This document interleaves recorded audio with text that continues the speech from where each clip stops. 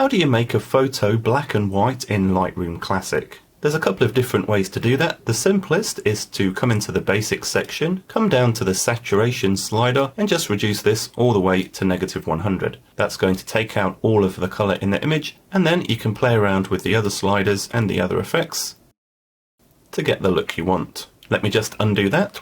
The better way, however, is to actually process the image as a black and white image. To do that, come into the Basics section here and click on this black and white treatment here.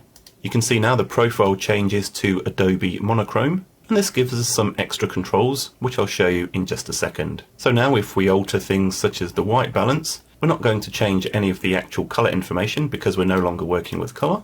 You can also click these 4 boxes here, come down to this B and W section here, make sure that's expanded, and this will give you some starting points to start your black and white edit. You don't have to use one of these, however.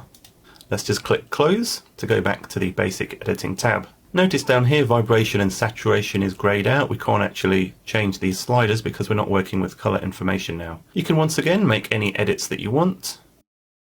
But because we changed it to the black and white treatment, we've got this additional B and W panel here that we can use. What this will do is it will mix the original colour information into the black and white process to give us some additional control. So for example, we'll come down to the green slider here, and if we move this around, you can see that it affects any of the green that was in the original image. Let's try the blue, purple, magenta, orange, yellow, and red.